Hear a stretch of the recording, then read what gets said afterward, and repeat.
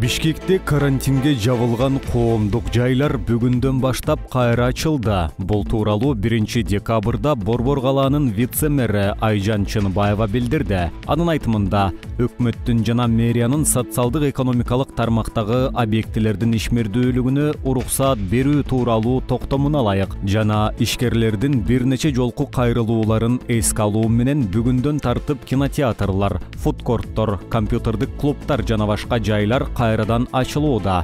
Кинотеатрларда адамдар бири-бирине шахмат сыяктуу алыс отурууга милдеттүү болот. Орундардын 50% гана толушу керек деген талаптар коюлду. Балдар ойной турган аянтчалар боюнча дагы ошондой талап.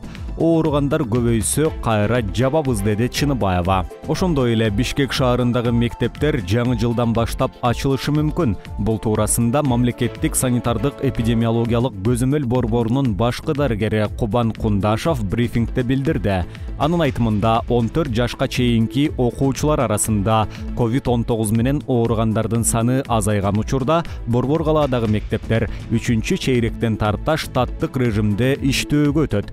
Ошондой эле Кундашов Бишкектеги жеке менчик мектептер учурда 6-класска чейинки балдарды мектепте окутуп жаткандыгын эскертти. Кыргызстандын мурдагы 1-вице-премьер-министри Тайырбек Сарпашов 30-ноябрда экономикалык кылмыштарга каршы мамлекеттик кызматта 2 саат суракта болду. Бул тууралуу 1-декабрда аталган мекеменин басма сөз катчысы Анастасия Пискур билдирди.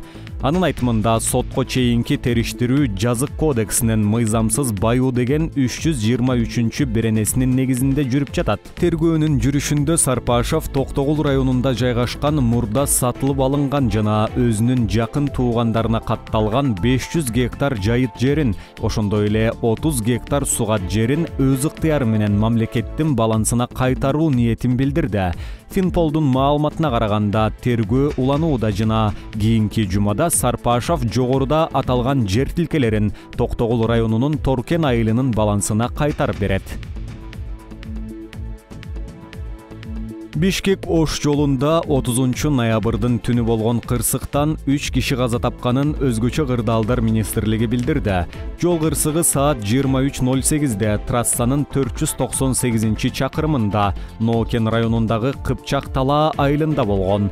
Дэу Nexia жана Mercedes-Benz Sprinter автоунаалары кагылышып, бир киши ошол жерден кайтыш болгон.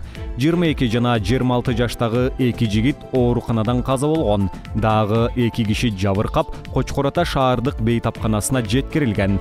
Расмий статистика боюнча 2020-жылдын 9 айында Кыргызстанда 4184 жол кырсыгы катталган, 6271 адам ар кандай жаракат алган, 496 адамдын өмүрү кыйылган.